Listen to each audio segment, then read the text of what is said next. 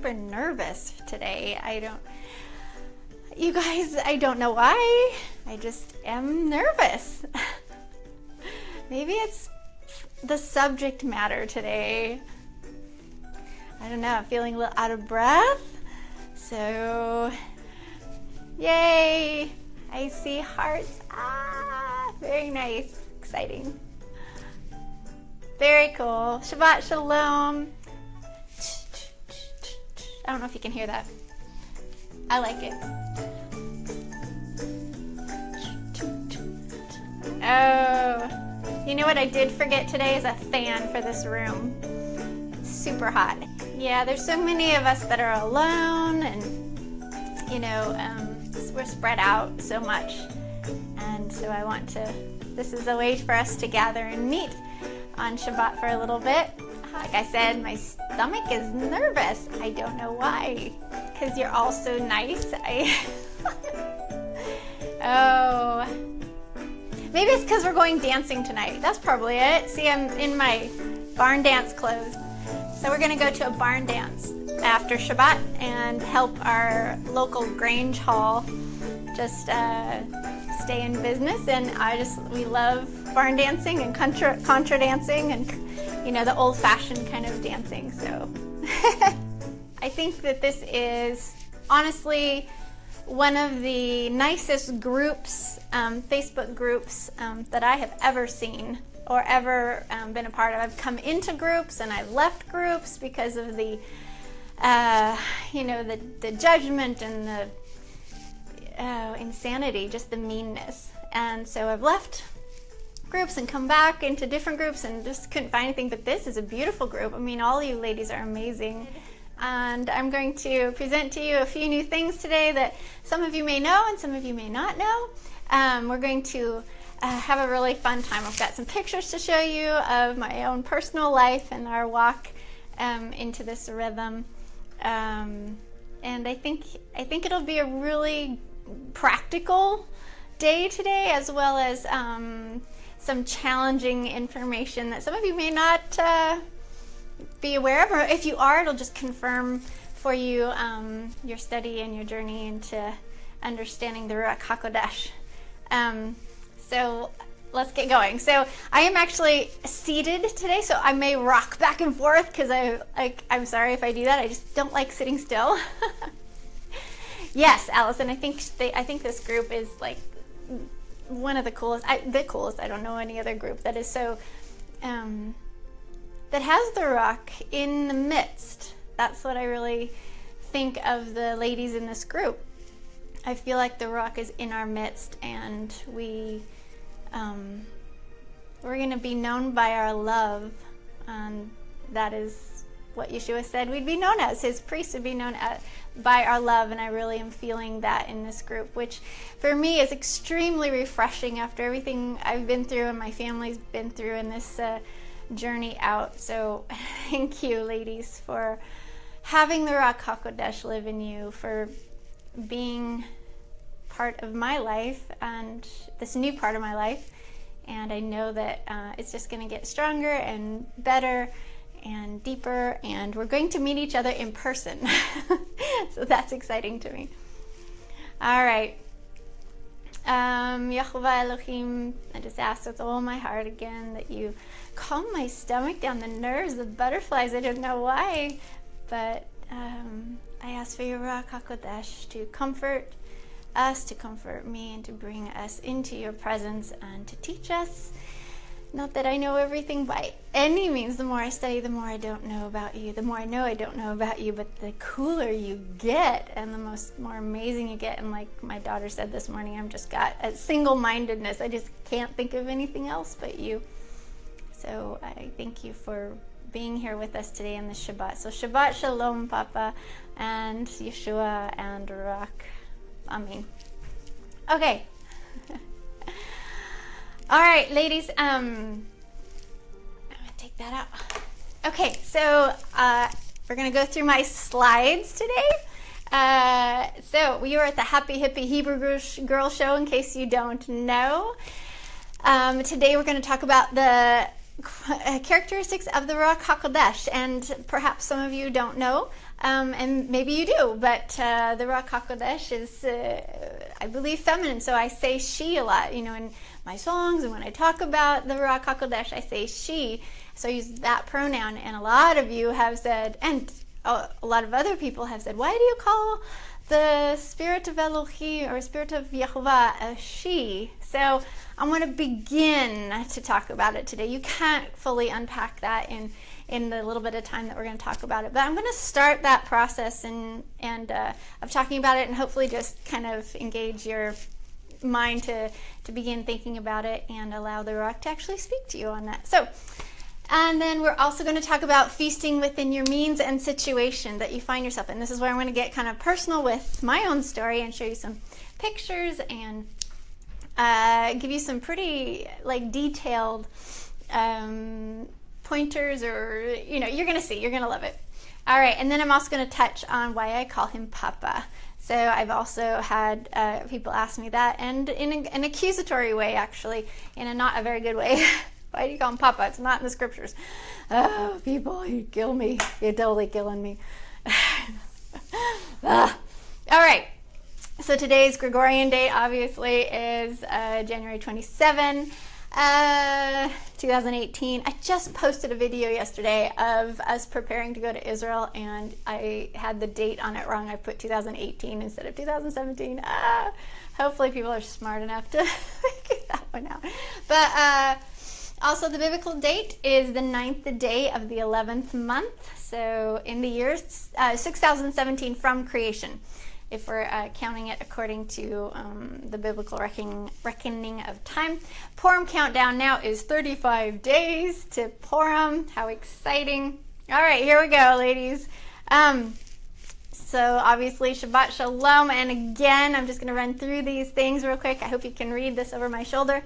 A show, this is the Happy Hippy Hebrew Girl show dedicated to doing two things. I bet you guys can say this better than I can now.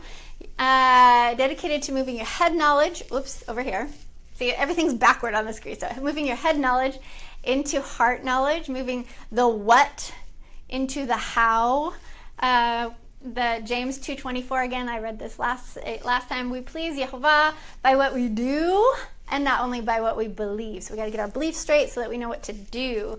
And what that doing is repentance, right? And then Psalms 112:1 says, praise Yehovah, how blessed is the man who fears Yehovah, greatly delights in his commandments. So I really take delighting very, very seriously when he says that.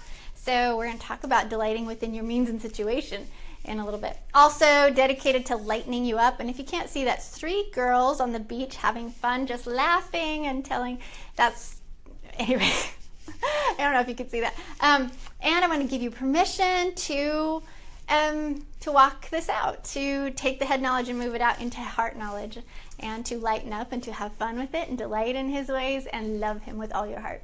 I also want to show you what repentance looks like on a woman. Yes, that is what I am as a woman, and I'm walking in repentance. I'm sure of it, and I just want to invite you to do the same with beauty and delight and love. Okay, so I'm your host, obviously, Rebecca Kahabat Yahovah. Did you know that kaha is actually a word for invitation or invite? So Bat Yahovah is like daughter of, so I want to be identified with my father. So, and Isaac really picked my middle name for me. It's not my birth name, obviously. But he picked my middle name because I'm constantly inviting. Invite. So Rebecca in the Hebrew means captivating.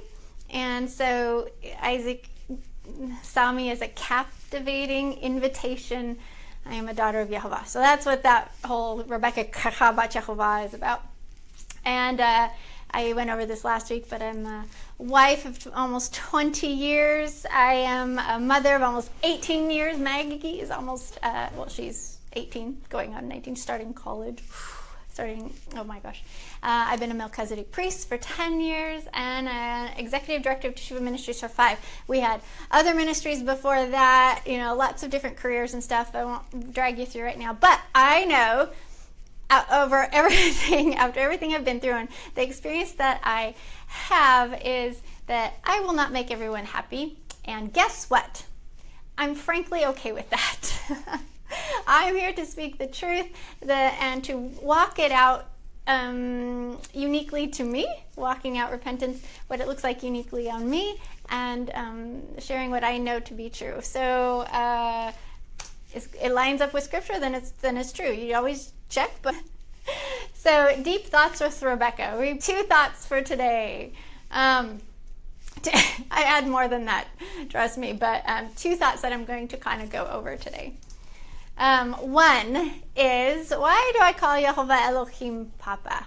All right, we're just going to get right into it before announcements. Like I said, give you a couple thoughts to chew on, and then we get to the announcements, and then we get into a few other things with the heart of the day together today. I think that the butterflies are going away. I think it's just getting into it, just doing it. I kind of, just so you know, my whole family's at home. They are resting. And so then I drive over here, which is about, 45-minute drive or a little bit more. And then I haul the equipment and set up and stuff. And I'm getting it down to real science. So it's kind of easy. It's getting easy and a lot easier. So my Shabbat, it's fun. I like doing it right now, and I'll let you know when it gets tiring, when I can't do it anymore. But where was I going with that?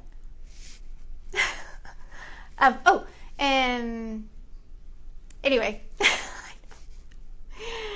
all right. It's a tired Shabbat and trying to rest.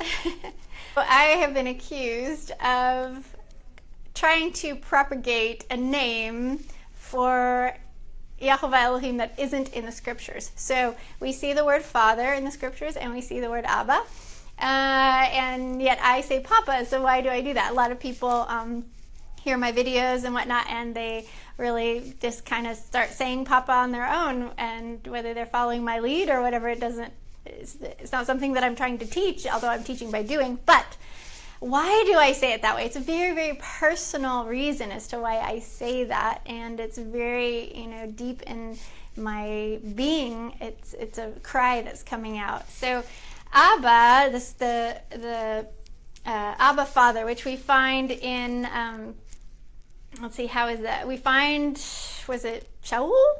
In the New Testament, basically introduces the idea of calling Father, or calling him Abba Father. And something that I found in one of the writings that I was studying this week says that Abba Father lends itself to the meaning, the way unto hidden source. So not only does it mean father or daddy, but the way unto the hidden source. And we're going to find out in a little bit what the hidden source is.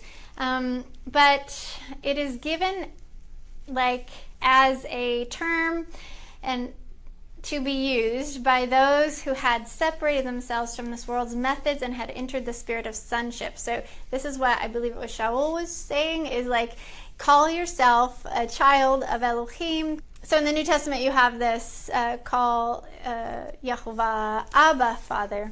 And basically he was saying, once you have separated yourself from the world and you're getting this new identity and everything, then call him this. But I want to point out that in the Strong's Concordance, Abba, and I just copied and pasted right here, it says Abba Father, also used as the term of tender endearment by a beloved child, i.e., as an example, in an affectionate, dependent relationship with their father, semicolon, daddy, semicolon, or papa. All right. Oh, let me tell you though. I'm going to tell you the story just really quickly as to why I call him Papa. Okay, so this is a little picture of the cover of a, see that round thing? That's my light, so perhaps hopefully it won't blow anything out for you. Okay, so we're at the teepee, and we have lost everything. We're deep into our wilderness time, and so we're living in a tent in North Idaho, and the temperatures had dropped at different points, not only to the single digits, but actually below single digits. And I've got the girls outside in a tent. And I'm trying to understand this whole thing. And I'm trying to, be not just okay. I was okay with it, but I was there. It's the human struggle of, wow, your life is just totally flipped over, and you are struggling for every step you're taking. You're struggling for every piece of wood that you bring in to keep warm, every meal, every load of water. You're struggling so hard that it becomes so taxing on your body and your mind that you just there's this despair, there's this misery. And I had seen A Little Princess, the movie, and so I had that in my head as I would walk the trails down to we called it the fridge. So down this trail, down through the woods, across somebody else's property, into this little one-horse barn stall that we had transformed into a place where we could put our refrigerator and our freezer. And we ran power from there to the neighbor's shop and paid him $10 a month for the power there. That was the only power we had, but it was about a quarter-mile walk down and back, something like that. It was a little hike. And so when it was snowing in the winter, we would go grocery shopping to the fridge to get our food. So I had a little basket. I love baskets. I'm totally in love with baskets now. But had a little basket, and I would put my big boots on and my big wool coat on. I had a Laplander coat from Iceland that I had got. And I would hike with a hat and gloves, and I'd hike all the way down to the fridge to get food. And it would be snowing, it would be raining, it could be, just really bad weather, it could be cold, freezing. And I would cry out to Papa. I would say, Papa, oh, do you see me? I feel like I'm on death's door. I'm needing you so bad. Well, the reason I said Papa, why I kept crying out Papa, was because I'd seen this movie. And in this movie, this little girl, if you haven't seen it before, I'm just going to give you a quick rundown. She is a little princess. Her father and her are in India. He is part of the Navy or something, or Army or something. He and his little daughter end up going, I think it's in Europe somewhere, and he puts her in a school for girls because he has to go to war. And she is wealthy, and they give her the best room in the not an orphanage, it's a school. Give her the best room in the school. It's a boarding school. So she gets the best treatment of all of them because her father is wealthy and can afford this. So anyway, so he ends up getting lost in war. They think he's dead. And so the mistress of the school takes her and throws her upstairs as a slave with a little black girl named Becky. They, the first time you see her, she's crawled up in a little ball, and she's drawn a circle around herself upstairs in the attic and just crying out to Papa, Papa, Papa. She's just like, her life has just been turned upside down. She doesn't know what's going on. Ends up, throughout the course of the movie, towards the end, is that the father isn't dead, and he's got a head concussion and doesn't know who people are. He doesn't know who he is really. He's lost his mind. And so he ends up in that same area where she is, and she recognizes him.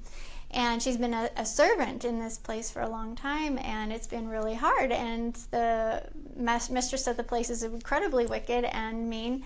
And the mistress of the place has called the cops to come arrest her, and she sees her father.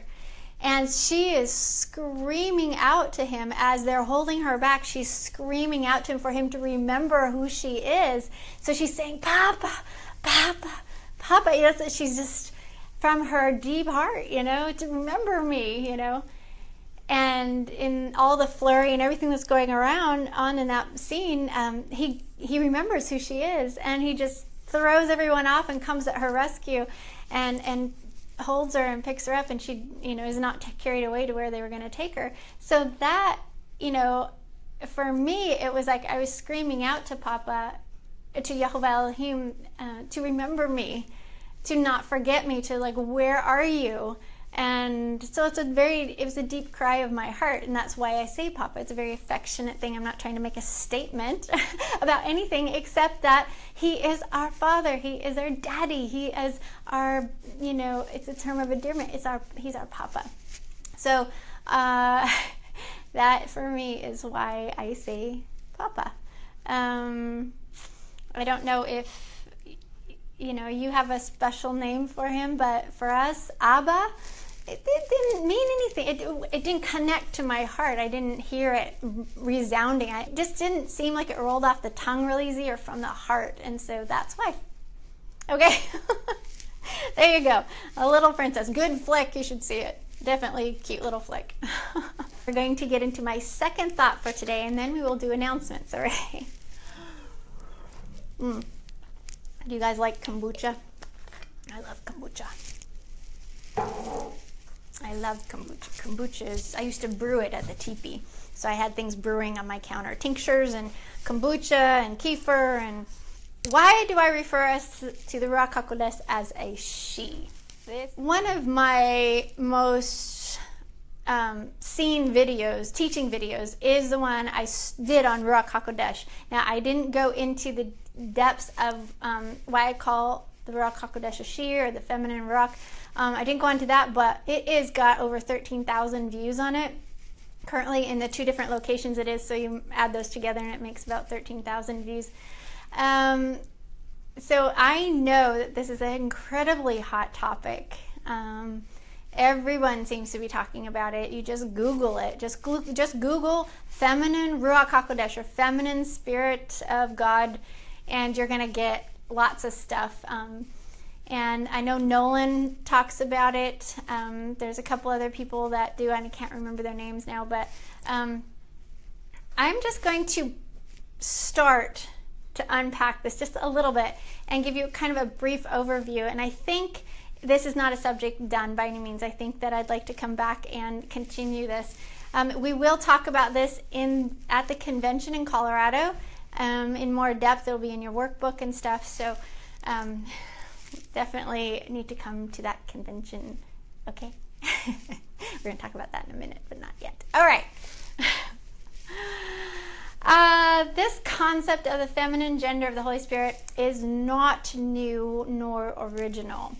The feminine gender of the Holy Spirit. There's an article called "The Feminine Gender of the Holy Spirit" by Steve Santini. I think it's Santini, and he did an article in 2001 that was pretty cool. I very much like it. And there's definitely lots of different articles, but that one particularly I like. Now, Isaac helped me process this question, and I love how he processes stuff. He's very logical, and he's an outline sort of guy. I, on the other hand, am like, just jump. So I really appreciate his input, and so he helped me kind of come up with kind of how to intro into this. So the first biggest question is, why does it matter? Why does it matter whether the Ruach HaKodesh is a he or a she? So I'm going to suggest to you, for one, that it matters to me, Rebecca, and the reason it matters to me is because I was very confused all my life, up until I understood what the Ruach HaKodesh is. I was confused as to whose image I was made in. All right. The way I was taught, and perhaps some of you were taught, is that that God, Yahovah, the Father, had feminine aspects to him. So, if he was going to go out to war and be the warrior, then he was going to be, the man, the strong, the male, the masculine part of Elohim. But if he was going to be tender and kind and caring and comforting and wisdom and all this stuff, then he pulled out the feminine part of himself. So it's almost like he had, like they were saying that he had in his, he could pull out these little things and he could just change, And for me as a girl growing up, that's not very inspiring, honestly, So, but that's what there was. There was nothing else. You didn't want to even consider the idea that the Ruach was feminine in form because, they would be heresy. You'd be worshiping Ishtar kind of thing. So for me, it was very confusing. I didn't know who I reflected. I knew that my father, all the men were very clear about who they reflected, but I felt like all the other women in my life, and me included, were very confused about who they reflected. So, and I also needed to know what family I was actually beholding to. So, the families that we're born into are not necessarily great families. I have my own ideas of that. I'm not going to go into that right now, but when it comes to separating from your family of origin, or in the sense of they're going to choose one path and you're choosing another path, there's all that lonely factor. It's the severing idea. It's like, wow, I have, I'm choosing another path, and where's the family? I feel like, John Eldredge has something where he looks at what Yahshua did. Remember when Yahshua was teaching inside a building, and I don't know if it was a synagogue or what, but his mother came to the door, and his mother sent a message in to say, hey, tell Yahshua I'm here and he needs to come out. And Yahshua said, I'm in the middle of teaching. He's like, who is my mother and my brothers? He said, my mother and my brothers are the ones that obey and believe in Yehovah Elohim, right? So John Eldredge talks about how Yahshua wasn't breaking a commandment. He wasn't beholding to her, as in, drop everything and go when she calls. He was beholding to his heavenly family, not to his earthly family. So for me, it was really clarifying and so important, and there was a lot of freedom in understanding that the earthly family is different than the heavenly family that I belong to. So who am I beholding to? It's the heavenly family, not the earthly family. So I believe that this idea of the Ruach HaKodesh being feminine, I believe not only does it matter to me personally, that's my personal journey, but it matters to women across the board. And why is that? Because I believe women need to know who they reflect. Like I said, I needed to know that. And I believe women need to know how they are to operate as the ezer kenegdo. So we need like instruction. We need to know what the ezer kenegdo is supposed to do, and who do we look to? Well, if the Ruach HaKodesh is actually feminine in form, we look to the Ruach HaKodesh. What does the Ruach HaKodesh do? And then we're going to, be able to have some indication of what a woman was created for, and what the ezer kenegdo is, right? If we reflect her. So let's keep looking at this. It also matters to believers. I know you can't see that right there, but it matters to believers. This is what I'm going to suggest, is that understanding that the Ruach HaKodesh is feminine form matters to believers, because believers need to understand our Elohim and the family of Elohim, the family of God that we are invited into. If we don't, then we don't understand a lot of how this family that we're invited to works. Ephesians 3:14-16 says, and when you go onto YouTube and you do any Google searching, a lot of people talk about this. For this cause I bow my knees unto the Father of our Lord Yahshua the Messiah, of whom the whole family in heaven and earth is named, that he would grant you, according to the riches of his glory, to be strengthened with might by his Ruach HaKodesh in the inner man.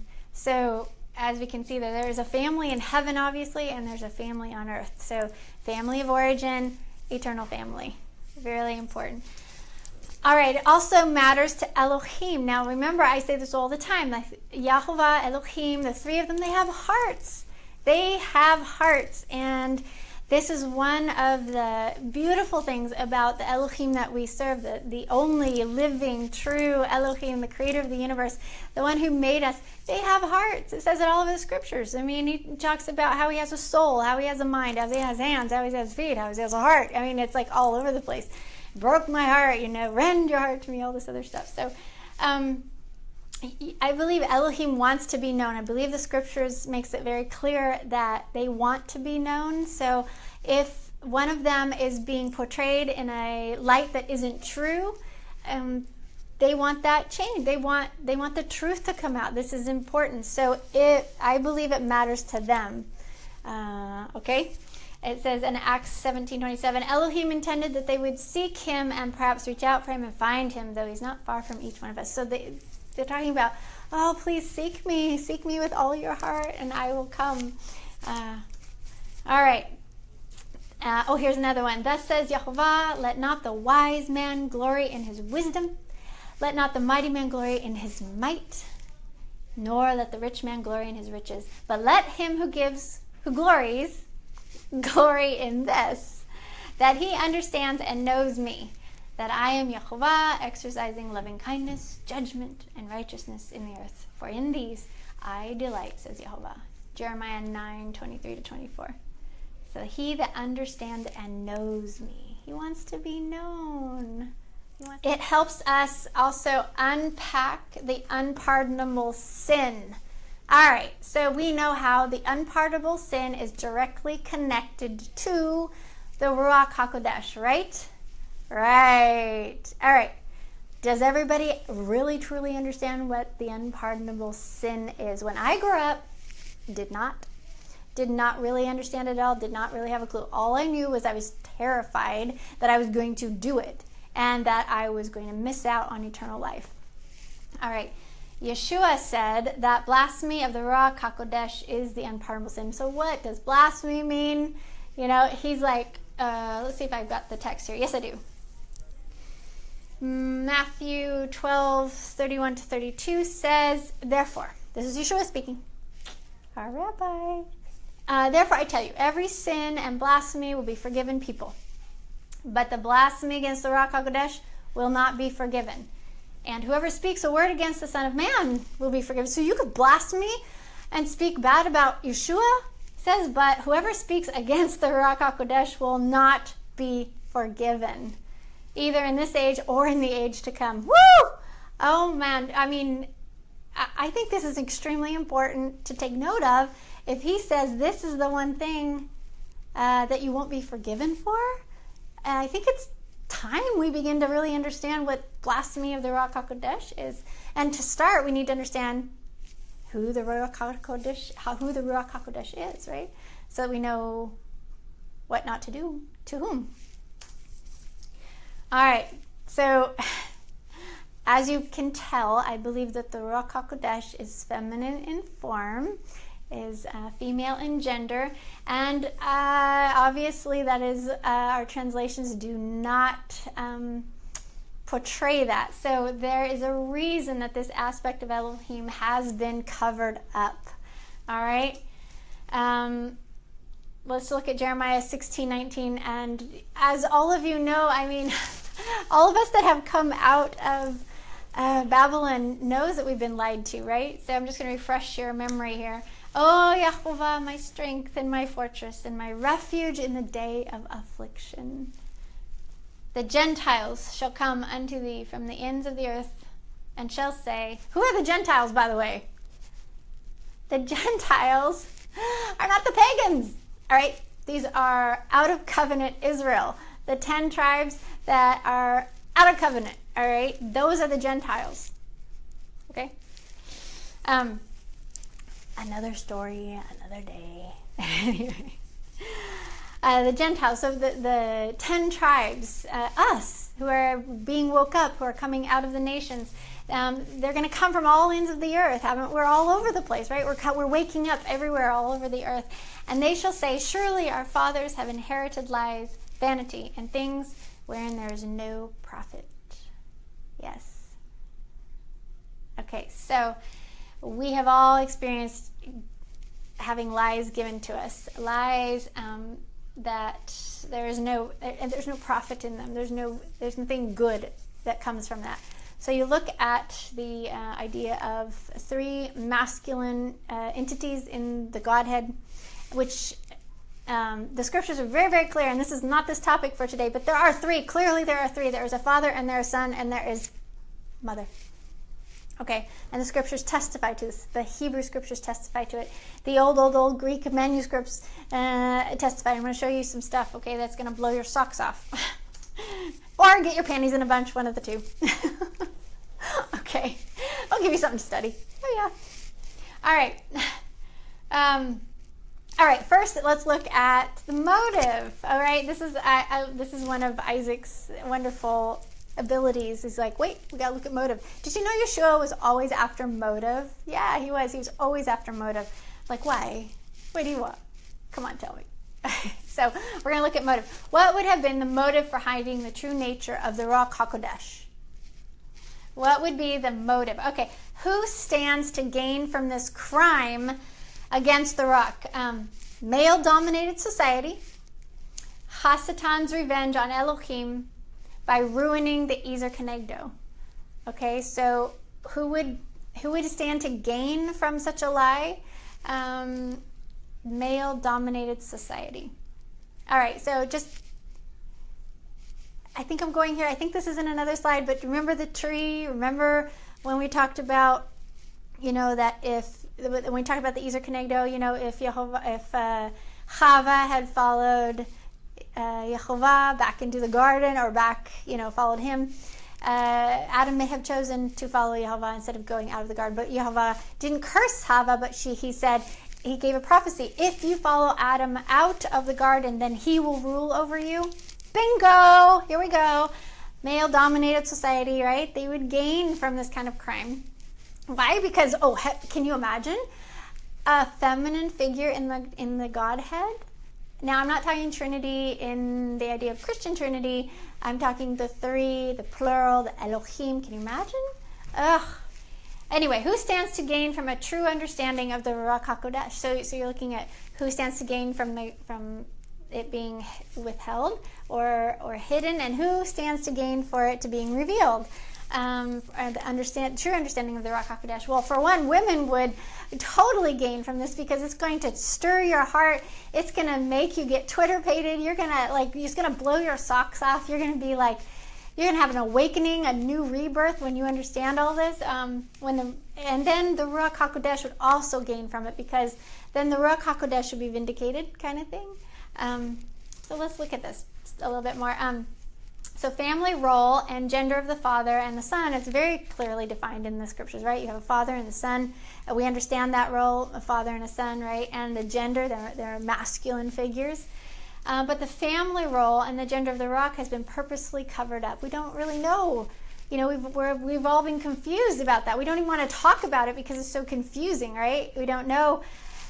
If we say it out loud, what we really want to know is that she's feminine in form, perhaps even mother. If we go there, we feel like we're going to be chopped down really quick. That's heresy. That's scary. You don't want to put that out there, because there's so many people that, and for so long it's been considered a he. But there is a new awakening coming, and you just Google it, man. There is an awakening happening right now as to the Ruach's gender and family position, what position she holds in the family in heaven. All right, Bart Ehrman in the Orthodox Corruption of Scripture book.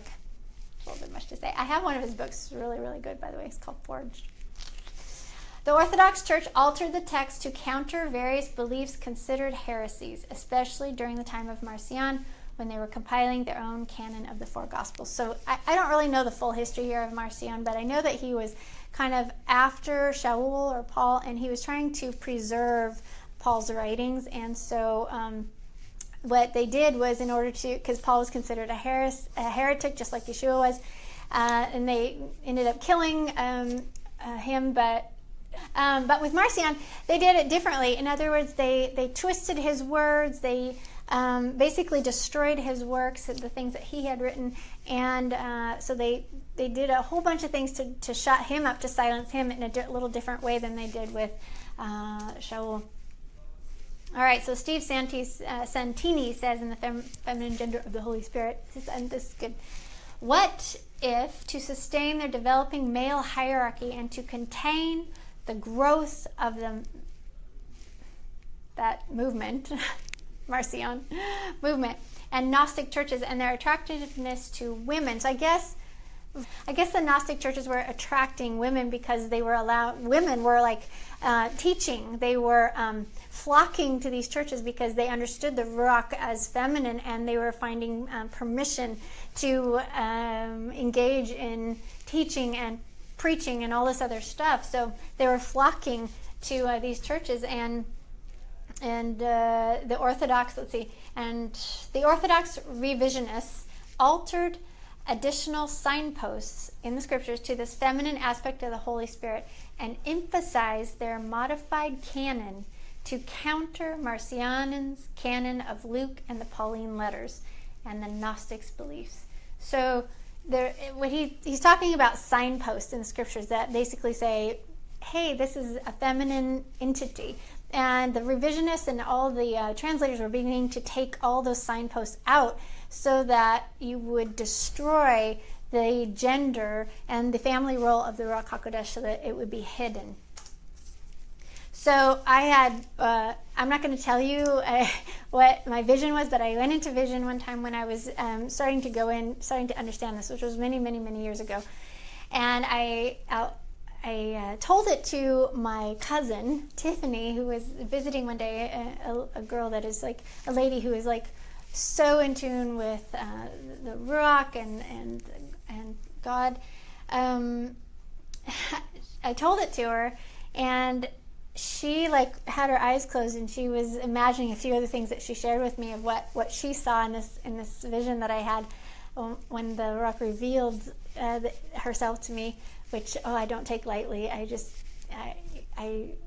don't know if I know you believe in visions, and I know I had one. It's totally blew me away. But she came, I opened her eyes, and she goes, whoa, and she saw it too, and she was like, Father, Son, and another man? Well, what agenda is that pushing? You know, the idea that in her mind it was clearly sick. And so I just wanted to throw that in there for a moment. That just doesn't work. It's never worked with me. I never really understood how that could be a good thing. All right. Made in their image. So we're just going to look again. Obviously, you'll all know this. Genesis 1:27. See, I'm sitting this time on a little bench, so my feet aren't going to hurt so bad when I'm done. We are made in their image. So the scriptures are very, very clear that there is a plurality to our Elohim, because it uses the word Elohim, which is plural.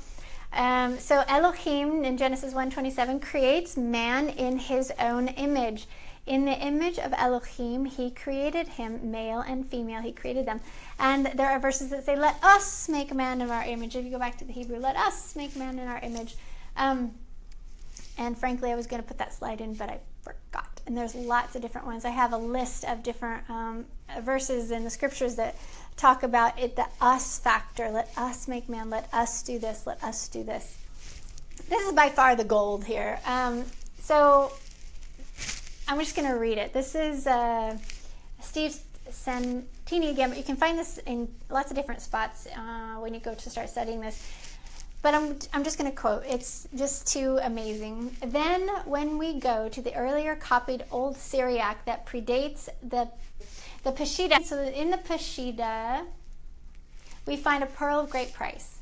It is in the most ancient of the rare Old Syriac copies from the 2nd or 3rd century, written in the Palestinian Aramaic, the then common language of Israel.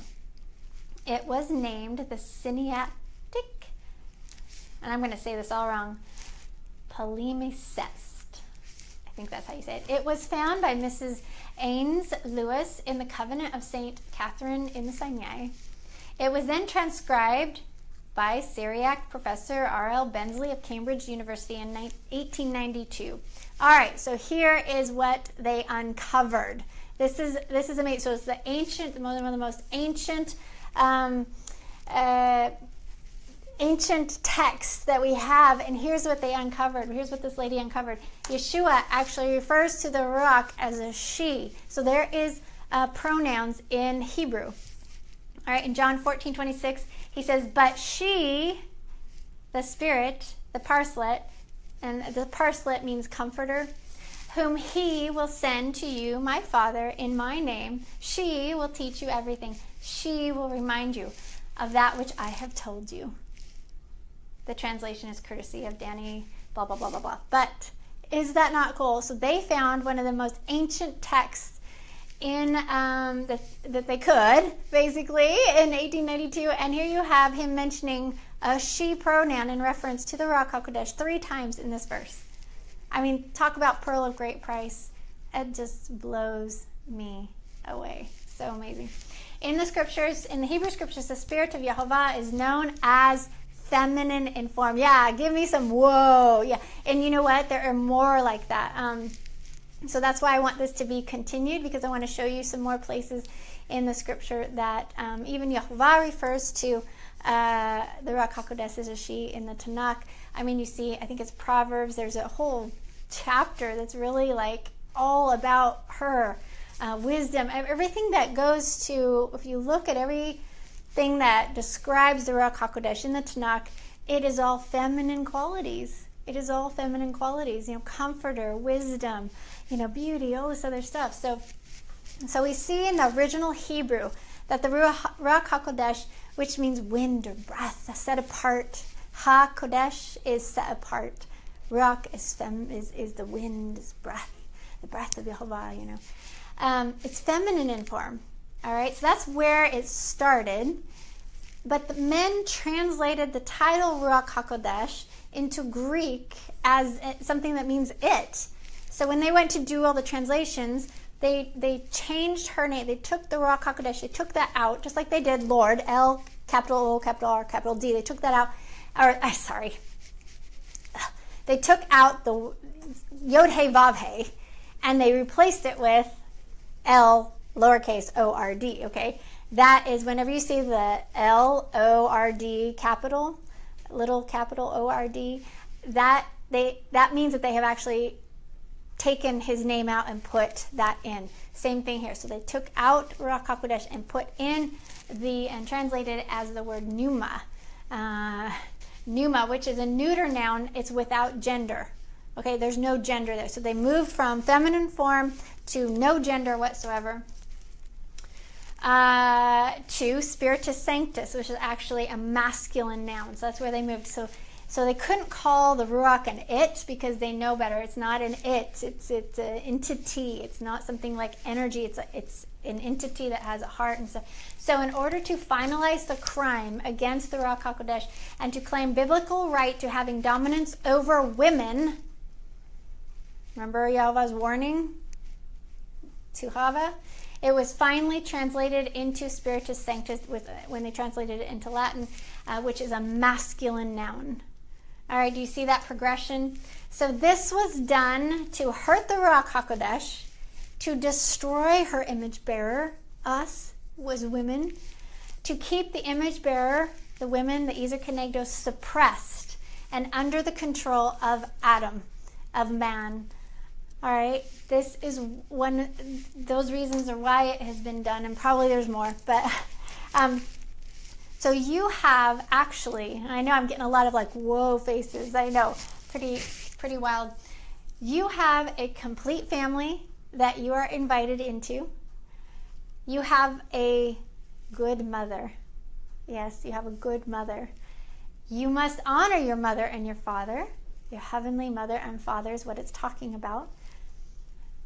You have to be born of her. Yeah, remember Yahshua told Nicodemus, you must be born again, There's so many connotations in the scriptures of about 2 wombs. One is the earthly womb, and one is the heavenly womb, the womb of the Ruach HaKodesh. You must be born again through the womb of the Ruach HaKodesh. Now, this is crazy, and this is why I want to do it part 2. But I'm just like blown away with that, because if you look at rebirth, it's not pretty, or just birth. It's not pretty, right? It's painful. It's hard. You're just slopping wet, in the idea that I just look at so many people in our own story, and I see how getting the Ruach HaKodesh, getting out of Babylon and being reborn again is a very messy process. It's not fun. It's hard. And I think that's what Yahshua was trying to unpack. And so was Shaul, was that, you must be born again. Wow. There's so much there to talk about and to sit with. Just sit with that. Just let the Ruach sit with that. Sit with you with that, and let her speak to you on that. She is the ultimate ezer kenegdo. She's the ultimate ezer kenegdo. She is beauty and life. She lives in us, in you, and you reflect her. This is just a list I came up really quickly with because I'm just blown away with, and I have been. I've been believing that the Ruach HaKodesh, and I've been teaching my children this for many, many years, probably as long as I've been journeying out. It came really close to the beginning of our journey out. I really want my daughters to know who they reflect. I really want my daughters to understand the family of Elohim, and I needed to see my family in action. So my vision, I'm not going to tell you exactly what it was, but maybe someday. But it basically it came during a time when I needed to see the family that I was invited into. I needed to see how they treated each other, how they loved each other, and what roles they played. And in a short, very brief vision, I got to see it, and I was blown away by their love for each other. And it's all through the scriptures, you can see it, but I saw it in this very, in this wonderful picture that they gave me, so that I could really, it just latched onto my heart. And then I needed to see where I was in that picture. So I begged for the vision to come back for weeks. Finally it came back, and they gave me the picture of where I was in this vision.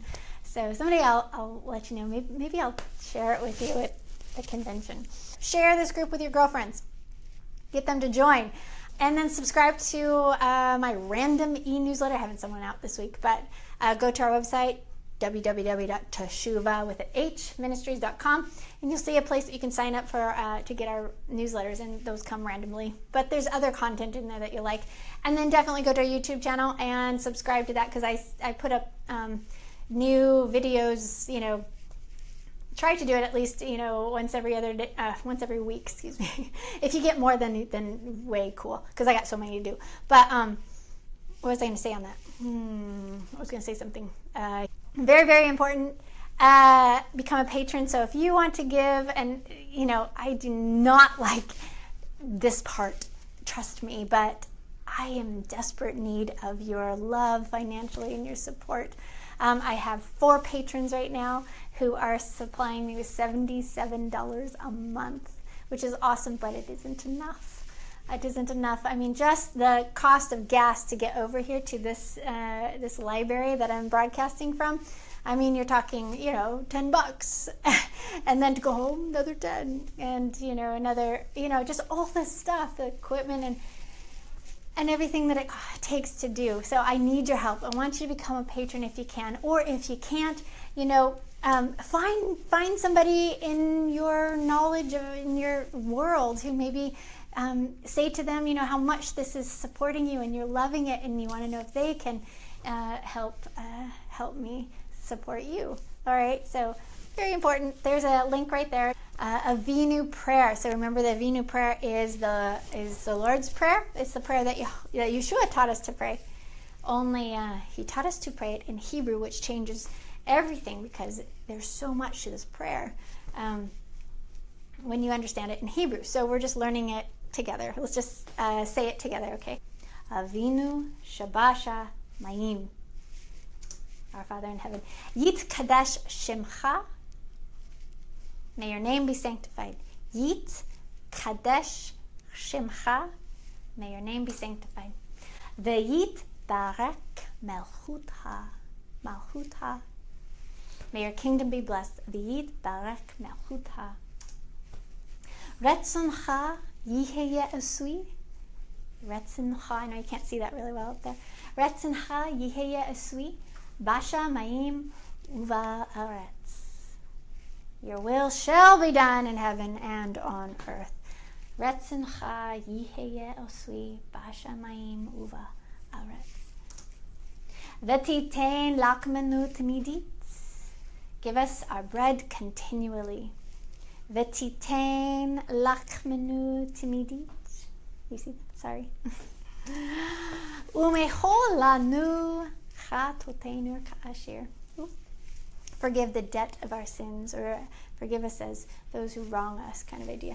Umechol lanu chatotenu ka'ashir.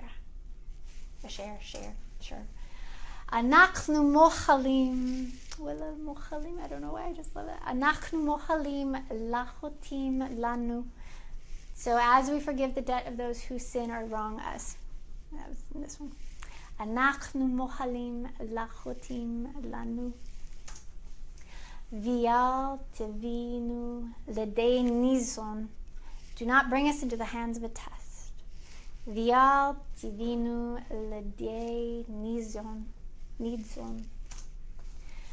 Vishom rinu mikora. Vishom rinu mikora. Protect us from all peril.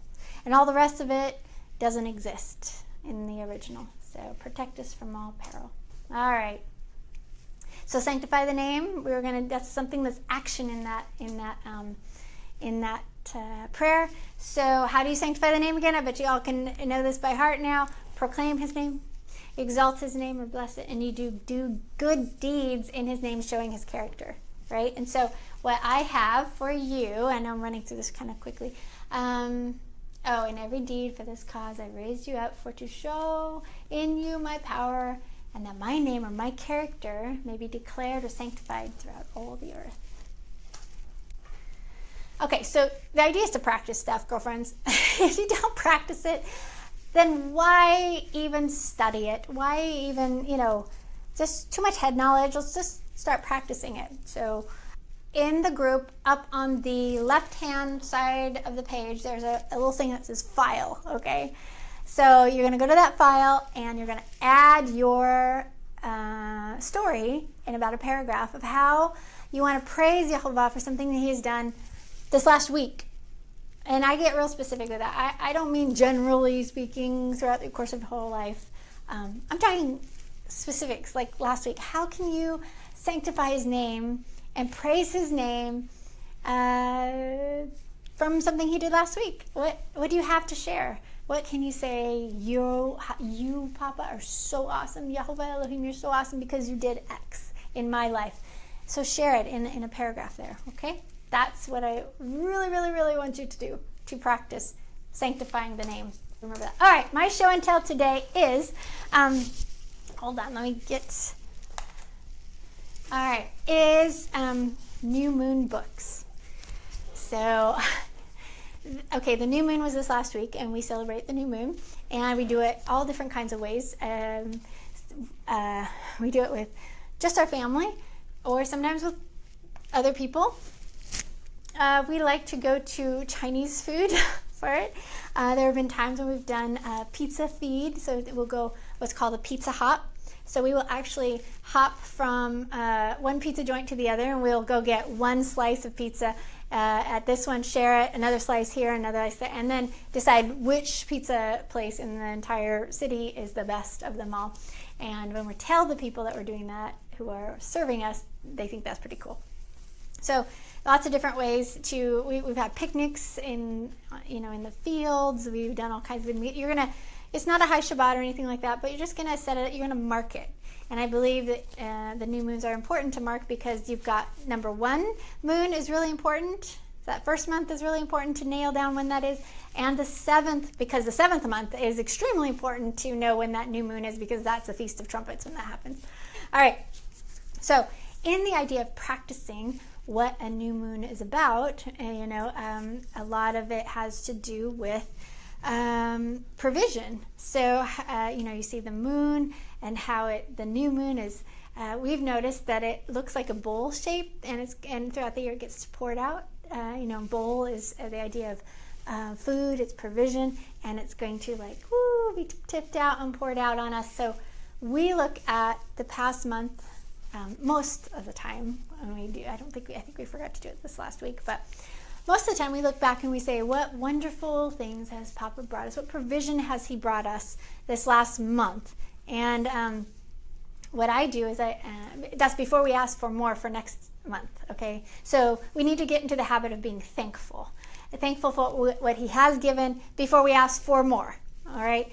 This is what I want to teach my daughters. So here's our little books that I made, one for each of us. Has a little description of Rosh Chodesh, what it means. Rosh Chodesh is the month, the new moon, how it works and stuff. And then we'll basically write down the month, and then we will begin to write, how has he blessed us this month? What provision has he given us this month? So we can look back when our life is seriously miserable, when we are not sure if the epic is still going on, not sure if Yehovah sees us, if we're desperate to remember, we can look back and see how he has been with us over the course of the months. And you know what we've discovered is that the biggest blessings tend to pour out at the very end of the month. And like the biggest blessings at the very end of the month. It's like he's like, just be patient, just wait on me. I got something good for you. It's coming. We did for one new moon this last summer. Oh, not just one. We did several new moons. Normally we get into a rhythm of the new moon every to do the same thing for at least a year. So go Chinese food for a year, and we all dress up and we go into the Chinese food restaurant. And one year or 2 years actually, we go to the same place. We're coming down from the mountains in the teepee. We're dolling up to feel like royalty again instead of slogging. And we go into the same Chinese restaurant, and the same waitress is there, and she's like, "What moon is it?" And we get to tell her, it's this moon or whatnot. And so the waitresses would get to know us and why we were there and why we were celebrating. But this last summer we did something kind of fun. We did instead of a pizza hop, we did a food hop. So we went to like different restaurants that we could walk to, and we'd order one thing and share it. We do that a lot when we go out because we can't afford a whole lot. But we got macaroni and cheese at this place, and then we got ice cream at this place, and we got bread at this place, and so it was really a fun experience because you're outside walking, and the idea is to walk and look up in the sky, to teach my children to get their head off the ground and look up. And so we're walking around going into these different, so it's impressing on our children, ooh, this is fun, we get to walk around and get little treats, and we're looking up in the sky to see when that new moon is within your situation and within your means. This is we're going to talk about feasting. And I'm going to get kind of personal with my own story to share with you. All right. So Isaac has been asked at different times, how Rebecca teaches and stuff, and he's coined this phrase that I teach through my own observance. So the ways that Rebecca teaches faithfulness is through my own observance, and I'm going to suggest to you that it's the same for you, that the ways that you are going to teach how to be faithful, not only how to repent, but then how to be faithful to Yehovah Elohim, is through your own observance, using whatever means, in whatever situation that you find yourself in. The ladies are learning by watching me. So the idea, I was trying so hard to find a place to do this show.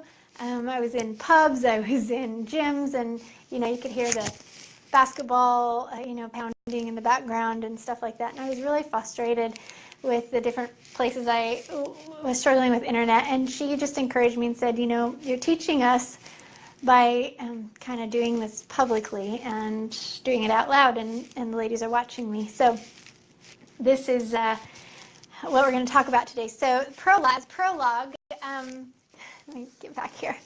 There we go.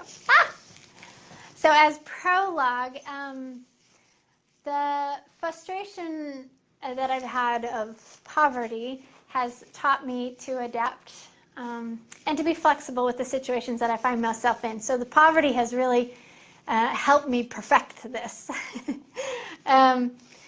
it is about using the resources that I had or that I have available to me. So I'm really I really had the opportunity to perfect how I do this because of being poor. Because if you have all the money in the world that you need to do this, then it's really not going to call up creativity in you too much. It's not going to force you to really depend on Yehovah for stuff. So you're kind of be able to do it on your own might.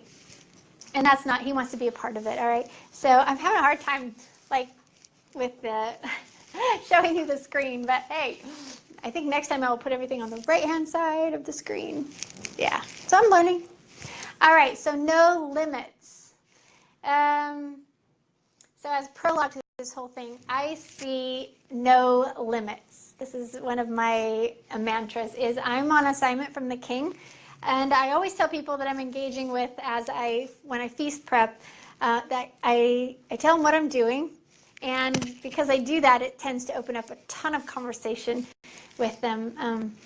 And also, just by being poor and having to look at all the options I have, has put me into situations that forces people to deal with the Creator's calendar, because I can't just go to, Fred Meyer and get what I need. I can't go to the mall and just buy everything that I need. So I actually have to get creative about, where I'm going to get this stuff from. And a lot of times it requires interaction with other people. And in doing that, I have to explain what I'm doing. And when I'm explaining to people, it's actually forcing them into a moment where they're like having to come head to head with Yehovah's ways and his feasts. So that is one of the things that I wanted to mention here. The feasts are my sacrifice. It's my offering. So as prologue again to this section, I look at the feasts as my offering. It's my sacrifice to Yehovah Elohim. So preparing for the feast and the actual feast event is my worship. This is my sacrifice. With the no limits idea, I see no limits. I see all things as possible. When I go into the shopping centers and it's during the pagan feast time of, in December, I put on this, I don't know what it is, but I get in this mode and I'm like, get out of the way, pagans. I am here to buy things for the King. I'm like, get out of the way. So I feel like everything in any place is game and fully possible in my mind. So when I'm looking at feast, anything is possible. All right. So the feast, coming back to the topic of the feast, are my sacrifice and my offering. I'm sacrificing. What am I sacrificing exactly when I prepare the feast? I'm sacrificing time. I'm sacrificing energy, creativity, money, resources for Elohim, and I'm doing it for Papa. My ancestors ignored this rhythm. They didn't do it with all their heart, and it is going to stop here with me. That's how I feel about it. Like my ancestors long ago hurt Yehovah, did not obey, did not do his rhythm, and my parents, my family of origin did not either. And I am not going to continue that sin in my own family, so it's going to stop right here, right now. So it's going to be different right here. And I want to just kind of give you an example of this. And I have pictures at the end of these slides, so I'm going to show you those in a little bit. But when I was at Boise State and president of the Hebrew Roots Club, we threw Yom Teruah, and I decided, Yom Teruah is all about watching for that seventh moon because you're watching for the return of the King idea. And I knew we had to be outside somewhere where you could see a full sky. And so my treasurer and I and my family decided that we were going to throw this on the top of the parking garage at Boise State University. So I worked with all these departments, cooking and the parking garage and all these different departments to get this arranged to do. And of course, I brought up glasses, like wine glasses and china and all this other stuff. Well, big wind. We get the tablecloth kind of down because the wind is starting to blow, and get the glasses set up, and the glasses are being knocked down and being broken and all this other stuff. And one of the ladies who was helping me, a really good friend, she was worried about me and how I was feeling about it. And my attitude is, I am here to celebrate Jehovah's things, his ways, his feasts. I'm here. I brought my best. If he wants to take it away in a windstorm, that's his problem. If he wants to take it away in a fire, that's his problem, right? If he wants to consume it, like remember the sacrifices back in the day were consumed with fire. So the idea is that I view the feast as my gift to him, and he can do whatever he wants to with it. So he can burn it up, he can blow it away in a windstorm. So don't worry about me when there's natural disasters happening and my wine glasses are falling over and getting broken. It doesn't bother me because the feasts are my sacrifice, it's my offering, and he can do with it as he wishes. All right. Yep. All right. Our role in the feasts. It's not my feast. It's his feast. It's Yah's feast. It's the feast that he has created for Israel. And so when I look at my role in the feast, I see myself as I'm a hostess. So I am hosting his holy days. I am serving him and his bride. That's how I view myself as I host, as I create these feasts. You know, I don't really, I'll catch myself if I say my feast. You know, that's not correct. It's not my feast, it's his, and I'm hosting it for him. So another thing in this prologue, the command to assemble. All right, so all the high feast days in the scriptures command us to assemble. So we're supposed to get together in a big group, right? Well, and assemble for the high feast days. And it doesn't say we're supposed to do that on Shabbat, honestly. Shabbat is about rest, and frankly, assemblies are not restful most of the time because they're normally something's going to happen or whatnot. Anyway, it doesn't matter. It's not as restful as, you know, resting on Shabbat. And so the command in the scriptures, if you look at the Shabbat command for the weekly Shabbat, it doesn't include assemble, but all the high feasts do. So we seek out the commanded fellowship or assembly on the high feast days, not necessarily on Shabbat, not generally speaking, not on Shabbat. Now, we love having company over on Erev Shabbat if we can, but if we can't, it's no big deal. I love meeting with you ladies, but you know, it's something that he can speak to if we need to do it a different way someday. The other thing I want to bring out is an assembly can be very big or it can be very small. It can be with believers or it can be with, you know, even non-believers. I've gone out to the streets and the highways and the byways because I've created a huge feast, and those believers who said they were going to come didn't show up, so I have all this food, and what am I going to do? I'm going to go out like Yahshua talks about in the parable. I'm going to go out into the highways and the byways, and I'm going to find somebody to come eat this food and fill this table. Right? So the dealing with the command to assemble, there's three feasts that I'm very careful with who I invite. That is Passover, because it's for Israel. Shavuot is for Israel, and Shemini is for Israel in particular. So those ones I'm very careful with who comes. Also in this little prologue section, we want to chat for a second about collaboration with others. So my main collaborators are my family, of course, and my family prepares the feast with me. And I have this little saying, you know, if mom's not happy, no one's happy. Well, if mom's not feasting, no one's feasting, kind of idea.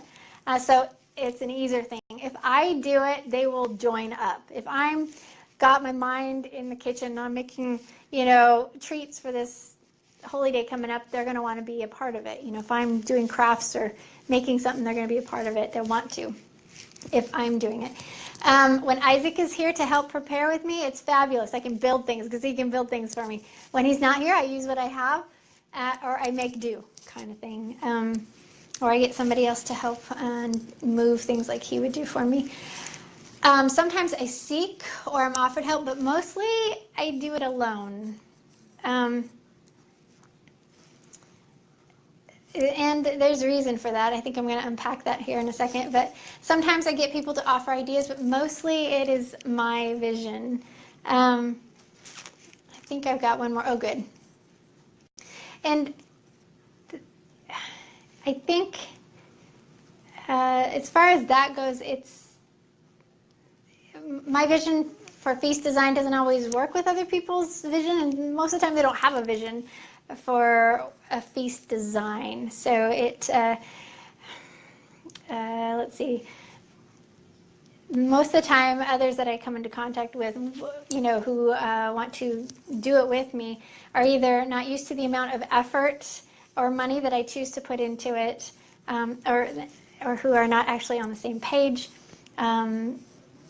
I also know, and I have experience with people, who perhaps help and then later grumble against me and saying, well, I would have done it this way and whatnot. And so it's like, if you want to do it this way, then do it yourself. It's a free country, and the more the merrier. Go out there and try your hand at it. It's not exactly an easy task. So I have a pretty high expectation of people who I engage to help with me. I know that. So other than move this over there and this over there, if I engage somebody in, actually designing with me, then I have a pretty high expectation. I am flexible with group needs, of course. So I'm going to massage things and make it work for whatever situation that I have. But if people who just are helping me, who say they want to help me, but if they're just spouting off ideas and are not willing to actually own the idea or put energy into it and to manifest it, to own it, to make it happen, then I'm not interested. And I hope you understand that.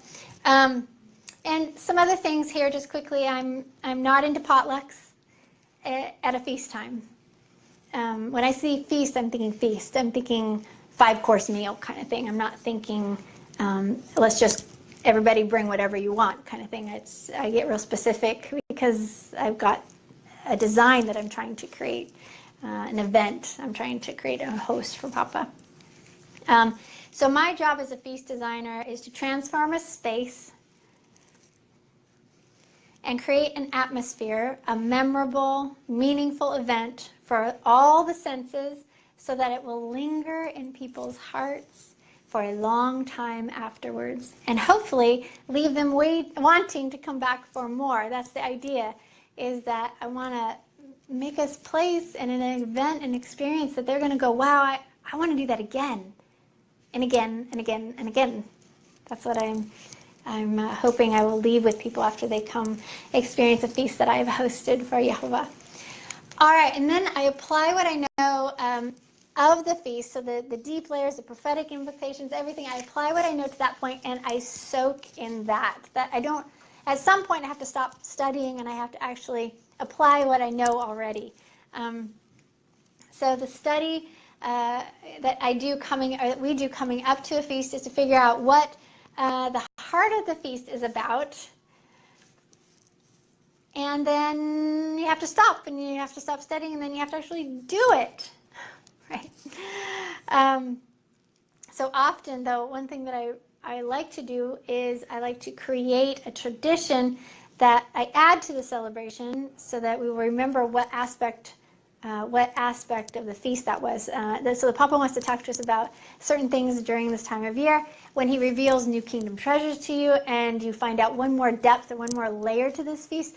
Oh, you don't want to forget it, so you take and you attach that deep meaning to some sort of tradition, so that next year when you do that, participate in that tradition at that time, at that appointed time, you will remember that really amazing thing that he gave you, so you don't forget.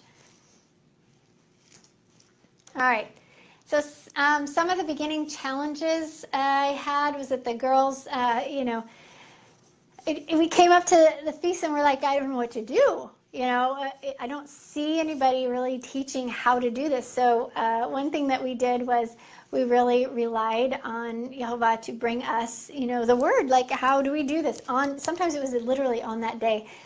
For one example, like Shavuot, the girls had been hearing us talk about Shavuot and everything that it means, and the day of Shavuot, the first time, we didn't know what we were doing or how to do it, and Isaac and I were talking, what are we going to do for this day? We don't even know. It's Shavuot, but we don't know what to do, and our girls come waltzing out of the bedroom dressed as brides. They're little, and they went to the dress-up boxes, and they came out dressed as brides, and we were like, That's, of course, it's about a wedding. Why don't we have a wedding feast? There you go. So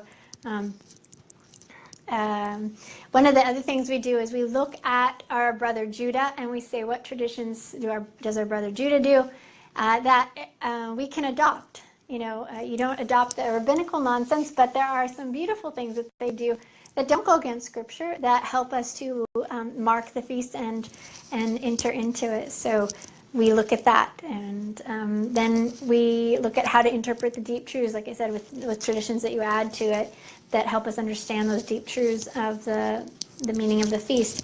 And when you do, just as a side note, when you add a tradition in or you establish a tradition, just beware that your kids are going to hold you to it next year.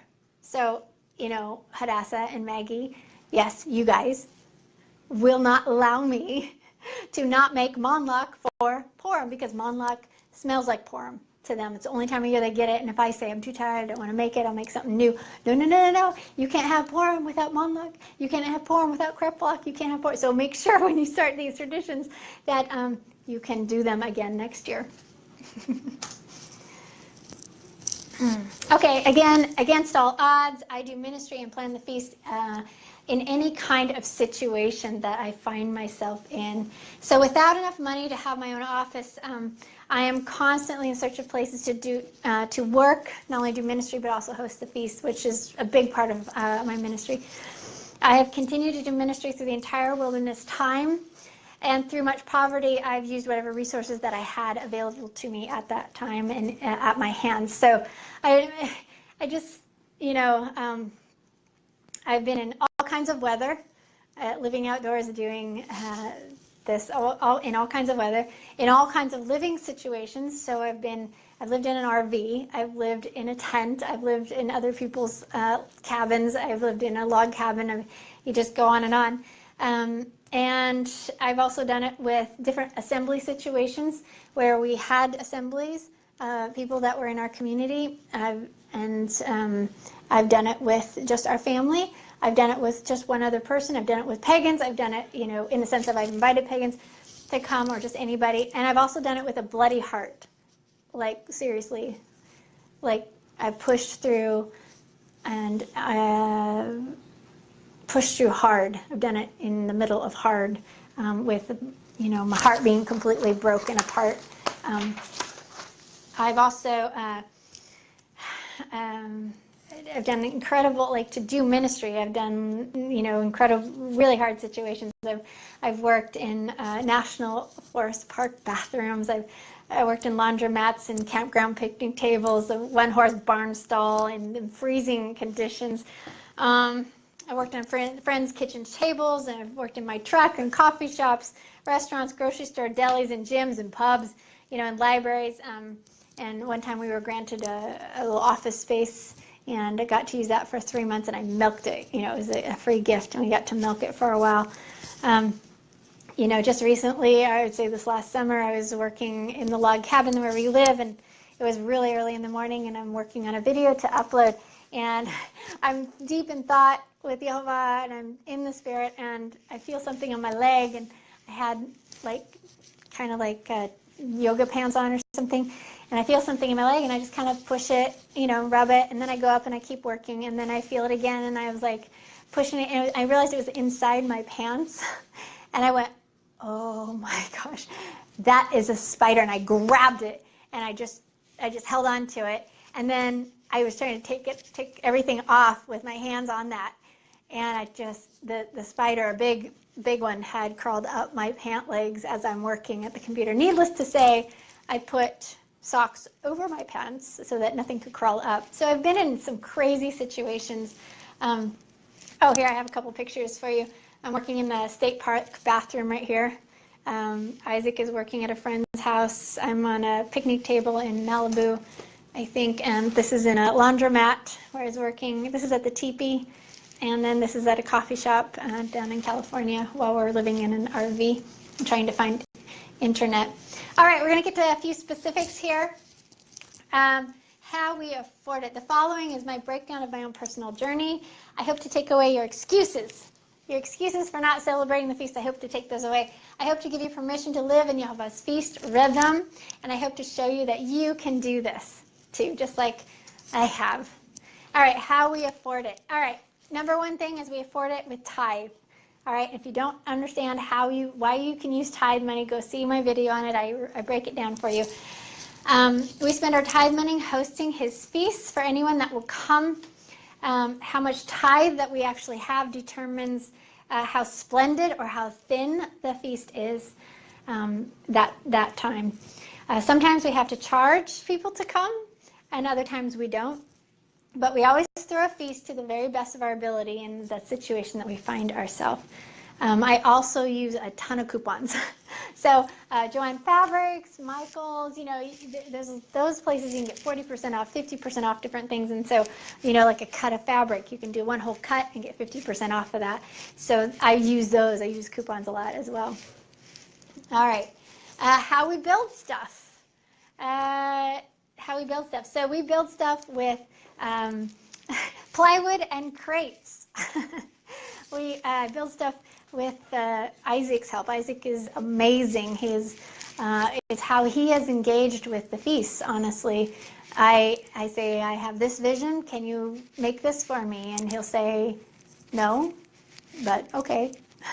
And he figures it out. This is how he is giving to the feast, is through his talent and craft with construction and how to build things. So how I do stuff, I shop at the secondhand stores all the time. On Wednesdays, you can get half off the entire store at St. Vincent's here, and they have some great stuff, in the kitchen department. That's how I got all my wine glasses and stuff. And I got literal crystal there. You can find some great treasures at secondhand stores. And I tweak things to work. I make things, I make stuff myself. So I will actually take the Purim corridor. You saw, I don't know if you've seen the video where I'm walking down the Purim corridor to go meet the king, something that we like to practice at Purim time. Those big corridor post things, those are tubes from carpet rolls. So I went to a carpet place and told them what I was doing, and they had these that they were going to throw away. So I got 20 or 25 of these. We painted them and stuff. The paper for the corridor that lined the corridor, this is the end roll of a printing press. That it's a newspaper printing press that has huge runs. I used to work in the printing industry, so I knew this. But you can go and you can actually call them and say, hey, do you have I forget what it's called, a cutoff or something like that, where you have the end of the roll. Can I have that? And they'll just give it to you, most places. The Yom Teruah, our red tablecloth, is something that that Isaac made me a pattern for, and then I made that tablecloth actually twice. So square or triangle things that lay over the table to make the red tablecloth, because I couldn't afford going to buy one. And then there's there's a secondhand store here that actually has rolls of upholstery material in the very back of their store. And I would glean from it. I would find all the ones I want, put them in a big bundle, and then go get the owner and bring him over there and say, I offer you this much money for this. And I'm using tithe money for this, people. This is what your tithe money is for. So you can throw feasts for Yehovah, invite the poor and the orphans and widows, and invite your friends and family, everyone. This is what it's for. The spaces that we use. I look at buildings as opportunities. Okay, I totally do. When we were on the road on the tour and living in the RV, one thing that we became really clear really fast was we need a place to park for the night. So we would see pullouts everywhere, and we're looking at every single pullout as an opportunity to park for the night. How secluded is it? Is it private, or is the cops going to see us? Will they send us away? Is it okay? It's the same thing for me with buildings, and I'm trying to throw the feast. What is available to me? And it would be a whole lot easier if I just had my own place. Trust me, I am longing for that day. But until that day comes, I look at all buildings as opportunities. And I get turned down a lot. And so because we travel around, and I don't have my own place, it's rarely the same place or the same space that we get to use, because we're always trying to find a free space or a space with real minimal costs. Let's see. What else did I write here? So if I if I waited until I had the perfect situation, I would still be waiting. Yeah, if I waited until I had enough money or the right building or the right fellowship or the right vision, I would still be waiting to do them. So we end up in public libraries. We end up at the beach. I've used dance studios before. The girls' dance studio teacher let us use her dance studio a couple times. I've been in public parks. We've been in our own home, of course, obviously. We've been in different places where it's been gifted to us. We've been in a wedding center, different office spaces, or we've been, if there's another kind of building on whatever property we're on, we've been in those. But we're so serious about it, we'll literally move all our furniture out of our own home or our teepee. We've done this before to make room for everyone. Where I shop again, secondhand store to get pretty things, spend within the means of our tithe money. I also modify secondhand dresses to this little thing right here. I mean, we're talking $4 from Goodwill, so I modify clothes that I get at secondhand to be epic for the feast. Dealing with cooking needs. We borrow friends' kitchens before. So when we were at the teepee, I did feast dishes outside on the ground. Then Isaac moved me up. That first year, everything was on the ground. Second year, I was up on, what it was called, horses with plywood over the top. And I did dishes standing up that time. And then he built me a dish station. So I've made feast food for large groups in friends' kitchens. But I've also done it in Dutch ovens. I've done it ovens in the ground. I've done it over the wood stove. So I don't think any situation that you find yourself in, I don't think there's any room for anyone to say, I can't. I believe that you can. And you're supposed to, in whatever situation you find yourself in. All right, feasting while traveling. This is a fun one. So when we were traveling and living in our RV for 4 or 5 months, I didn't have room for much, so I have a whole storage unit of feast stuff. But I took one little box and I took 1 or 2 items for every single feast that I absolutely had to have in order to mark that feast. So it was very minimal, small, but it was doable. Totally did it. We had a rule for Shabbat. When we were traveling, the rule was when we were traveling, we had to have a campsite, or we had to be able to stay where we were over Shabbat. So Friday night and Saturday night, we had to have a place to stay those 2 nights so that we could actually rest on Shabbat, because traveling is not restful when you're driving on Shabbat, and we wanted to stop. And he blessed us, let me tell you, he blessed us every single time, every single Shabbat. In fact, in Malibu, we came up to that moment, and the guy, didn't have a place for us. It was like Friday at 5:30, and we're like, we need a place, and he's like, we'll pull over. He had a special place that he ended up giving us, and he said, I can only give you this one night. And I said, okay. And I trusted, and I said, Papa, this is your feast. This is your rest day, and we are totally dependent on you. If you want us to rest over Shabbat, then you make it happen. Next morning, I get up, it's Shabbat. The Ruach woke me up very clearly and said, get your bum down to the office and get your ticket for tonight. It's there for you. And I went, okay. Got on my bike. Everybody's sleeping. Rode down to the office. A beautiful California morning there in Malibu, up in the mountains, and rode down to the office. And I literally went up to the desk.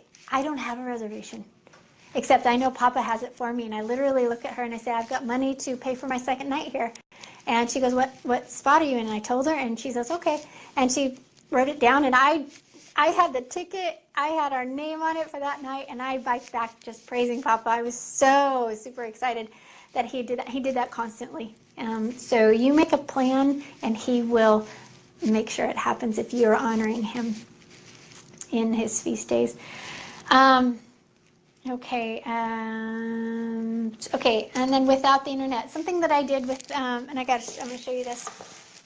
Something, as I was preparing to go to the wilderness, I made feast banners, and I did this as I was losing electricity and the internet. I made them in order to continue remembering what each feast was about, even if I couldn't use a computer anymore. So I was fully ready to give up the computer and any internet connection. So I started making all these feast banners, and I just brought a little one for you to see. This is my Ephraim, lost tribe of Israel banner. It has the coat of many colors. So everything, how the scriptures defines Ephraim, I have kind of put here in symbolic terms with the, the wild olive branch and the ox and whatnot. And then on the back, I've written down the ways in which the scriptures talks about Ephraim. And this is a very wonderful banner. It's went up above the teepee every Friday evening. Isaac would put it up there, and then it would come down at the end of Shabbat. So this is one of the, so banners is something that I did. I also would, without the internet, I would just go ask the neighbors if they wanted to come. So without the ability to actually stay in contact with people, I asked the neighbors. So like Shannon, my neighbor at the teepee, she would come with her 2 big dogs and come celebrate a feast with us in our teepee. So bring the 2 dogs, huge dogs, and bring the kiddos and come on over. Even though they weren't doing this path, they loved to come and have a good meal with us. I'd put up posters. I put up around town. I would get on the newspaper calendar, in the radio. I put flyers all over the place. I'd call other ministries and say, we're doing this. And most of the time, the ministry shut me down. And they most of the time said, I'm going to do everything I can to make sure that our people don't know about you. All right. Quickly here, challenges with the school system. It's going to take another probably 10 minutes here. But challenges with the school system is, it's very difficult to walk this rhythm with the school system, the way it is. So we journeyed through it. The kids went from, public school to homeschool, back to public school, back to private school, back to homeschool again. So kind of, we just walked with the Ruach on it, and whatever was at the moment we needed to do is what we did. So we would volunteer. I would volunteer to bring diversity to the school. So if you say I'm here to give diversity, they love you, at least at this point. So I'd volunteer to do that. I did things like I worked in their home ec class and taught them how to make challah, and I taught them the blessing. I would bring the Hanukkah in during Hanukkah and light the candles there for them. One of the history teachers in 7th grade wanted to know the history of Israel and who the heck Ephraim was, that I called myself. And so I made this huge poster that stayed on his wall while they were studying the Middle East. It stayed on his wall for 3 or 4 months. That was really cool. I had the girls put into the hallway during pagan holiday teaching times. I brought my own coloring pages for the girls. I made them stay home if necessary.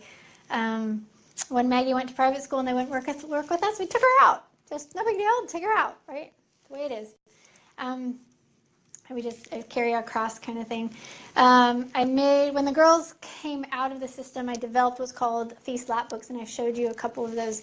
And I wanted the girls to stay on Yahweh's lesson plan throughout the year, and I knew that the Greek system was not teaching his lesson plan, and I wanted them to be on Yahweh's lesson plan. So the lap books were my attempt at that, which I used cardboard and creativity and lots of free stuff. When I personally went back to school, went to NIC, and then went to BSU, I really tapped into the diversity idea. Universities and stuff are very much into right now diversity and tolerance. So, hey, you're from another country, great. I want to highlight you. So when I went back, it was well received if I was willing to do all the work. I threw a Hanukkah party at NIC, and we had 133 people show up for that. That was the best, the biggest feast I think I know it's the biggest feast we've ever gotten to throw. Went to Boise State. I took every opportunity that I could to live this out loud there. So I used a lot of their resources. I used their grant money to throw all the feasts on campus. We had a sukkah on the main walk for that full week. The global showcase I grabbed and stuff like that. How I advertise, it took me a little bit to figure out how, the methods of communication, how to do that, how to find people in the area, and frankly, I'm still learning, and I don't know it very well still, and I've been doing this for a long time, so they always change. One thing that I found is Facebook is probably the best thing. Online social media is probably the best, and to top it off, just calling people is probably the best. My guests are very random. They're very, very random. Engaging people and the preparation of it is very good, but I found that the best way to get people to show up is to give them something to bring to the feast. Then they'll show up. I mean, you can charge and they will not come. You can give it away free and they will not come. You can have the best environment in the world, the most incredible feast, and they will not come. I feel Papa's pain. You know, I totally feel his pain when he's like, you know, I've made this wedding feast for my son and everybody's too busy. Everybody's going to this thing and that thing, and, you know, we have people all the time say, you know, well, I've got this other thing coming up, you know, that came up. So they committed and then something better came up, you know, and I know Papa's pain.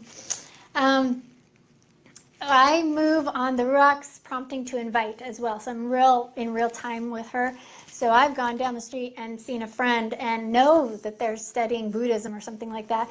And the Ruach will say, go invite them. And I have turned and stopped the car, turned around and gone invite them. And they've shown up at the feast and learned something. They had an opportunity, I guess, is what it is. They have an opportunity. And then I always keep a contact list of the people that come so that I can invite again. Always invite to the next feast, you know. So working together as family to get people excited with us is hard. Not getting repeat guests or repeat helpers to develop a fellowship with is nearly impossible. And I have discovered it's more pain than it is worth. It is okay for this to be a lonely walk. It is okay for this to be a lonely walk. This is kind of normal right now, I think. You're going to walk with your Creator. You're going to walk with Elohim first and foremost. When we are creative and accomplish projects together in my own family, and we enter the feast on the same page. So when we're doing things together, we enter on the same page. If we're not planning things together, not working on things together, then getting on the same page at the same time to enter the feast in cohesiveness, in ahadness, is really tough. So that's one reason the feasts have kind of grown in the amount of stuff I have, is because I'm constantly engaging my family in new things because I want them on board to go with me into this. I want you to know I have high hopes that it will work the same with others outside of my family. So I'm hoping that people that join me to create the feasts, I have high hopes that it will end in good things. Experience tells me different, but hopefully I've got new things to learn. Waiting patiently for Papa Yah to bring us the things we need. So I just brought one other thing to show you. This is our shofar. It is actually a ram's horn, I think from the one of the wars. It's really old. But how we got this is pretty cool. So we ordered one of those big long ones, you know, big expensive long ones. Well, we couldn't blow it worth anything. So we sent it back, and it was Rosh Hashanah, the head of the year, and we were traveling from very, very cold Idaho down to Arizona. And we knew we were trying to get down there so we could see the new moon of the year. And we stopped by a friend's antique store, and we thought we would go down with no shofar. And we're like, okay, Papa, well, I guess we don't need it. And right there in the store, there that is. We had like $20 on us, and this was $18, I think. And it's ancient and wonderful, and we can blow it. Hadassah has been able to blow it ever since she was little. But waiting for Papa to bring us what we need and not stressing, oh, I have to have a shofar for Yom Teruah. Just chill. Sit back and say, you know, Papa, you bring it to us.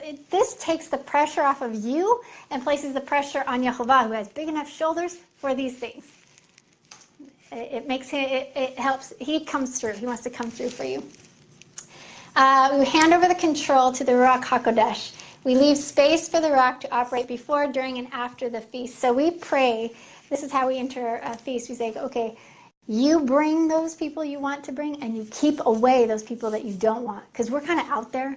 We put ourselves out there, and we don't know who all is coming. But I trust Papa. I trust that they will bring who they want and keep away who they don't want. I have been in situations where he has removed people from the feasts that is in front. In the middle of the feast, he's removed them. Like, it's crazy. It's beautiful. I've had disruptive children removed, people who are not in covenant removed. You know, he's taught me through all that. So another thing is don't wait. I don't wait to have the full vision or the materials I need to start. I touched on that a little bit. So I don't wait for someone else to do it, for a fellowship to do it, or someone else to take charge. I just do it. A lot of people don't like that because they think I'm a control freak. Ah, well, then present to me a feast that is worthy of the king, and I'll be there. Okay. All right. Stay flexible. Another thing that I do is, frankly, I am very flexible. I'm very easy. I am very flexible. So I have healthy expectations of myself and others. You know, I have high expectations, but I also have healthy expectations, and Isaac helps me with that. It's awesome. Hadassah the other day, she's like talking to herself about a feast, and she's like, she's talking about Purim, I think, and she's saying, we'll do it here, there, the other, and then I heard her say, or we can do it somewhere else. It was totally adorable. All right, just a couple more things, and then I've got to go. I've got to scream out of here. They're going to kick me out.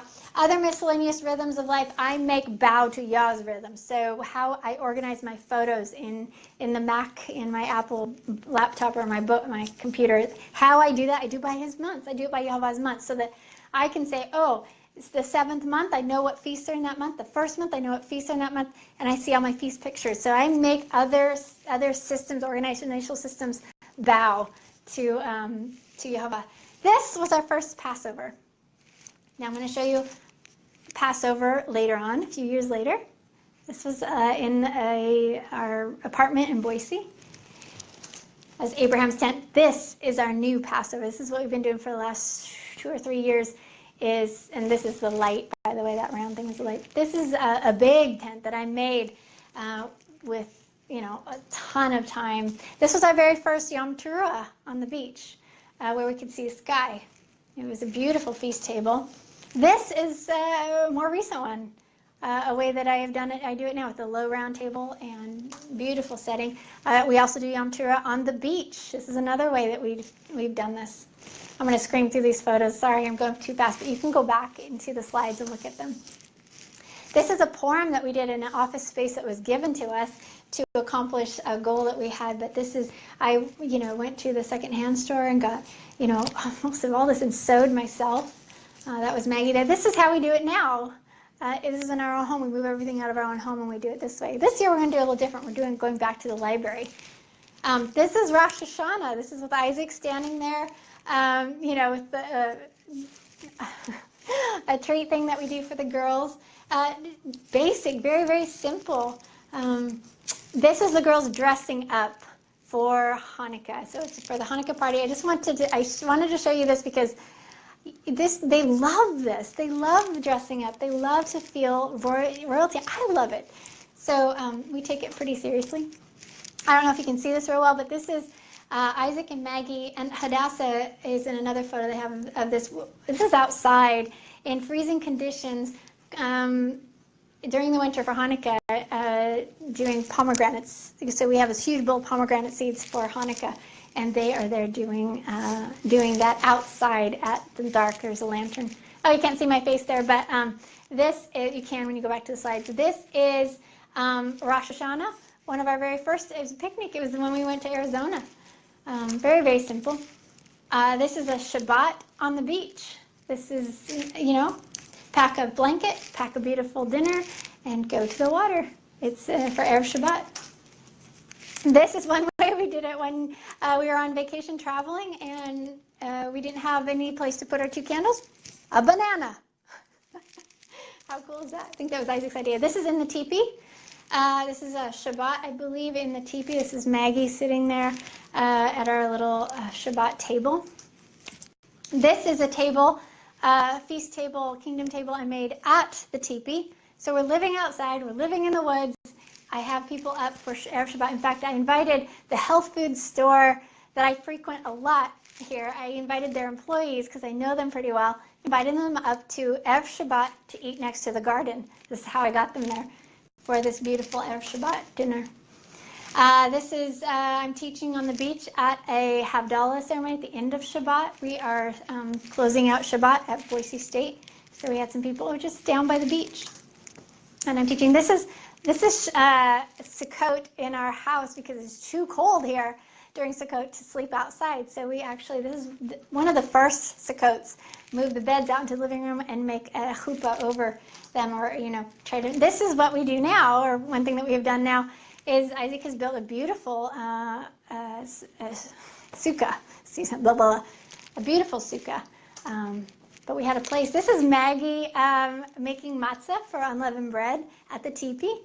And notice she has curlers in her hair. Hadass is down here with her hair in braids to get ready for the feast. And the feast actually that time took place up in a little cabin we were building. There's no heat in there. It's off grid. We moved a little heater up to there, and we had, this was Passover. This was the Seder. It was very, very simple. Had a couple people. This is during Hanukkah. The table we used to eat kind of on the floor in the teepee. So here's a little simple table for our little Hanukkah party. This is a new moon. The girls and the family and I would walk down to the meadow to see the new moon and blow the shofar. I mean, we're exhausted from a huge day of work. We go down and this is how we celebrated sometimes. Very, very simple. Just to mark it. This is the Ascension. We go up to a nice place above the lake here, and we celebrate the Ascension. We hike and do this with whoever will join us to talk about the King. This is Shavuot. This is a public park that we used, and this is how we showed up. We put everything in the trailer, and this is us setting up the chuppah that we eat the wedding feast under. This is Isaac and the girls preparing the baskets that we give away for the feast, and there it is all done, and we have 2 people show up, some friends, that's it. Prepared for a lot more than that. Here am I at the teepee making bread, making matzah for the Feast of Unleavened Bread. And that will conclude. When things don't go well, just real quick, not every feast goes smoothly. Most of the time it's because we have no guests, or the expectations of the guests are too high. So if we don't have guests, it influences how the dynamic of the family. So if we have at least one guest, it makes a really good thing. It's a good thing. Isaac and I do a ton of debriefing after, because, you know, either your heart is full or it's broken. One of the two. There's a ton of attacks that happen during feast time. It's like, it should be a duh at this point, because it will happen, you know, days before or minutes before I go on to host, or we open the doors, or that kind of thing. Hastan wants to take it out. The best feasts honestly tend to be with strangers, pagans or students, because they're open to it. Most pagans, and I say that generically speaking, they're tolerant, they're loving, they enjoy learning something new.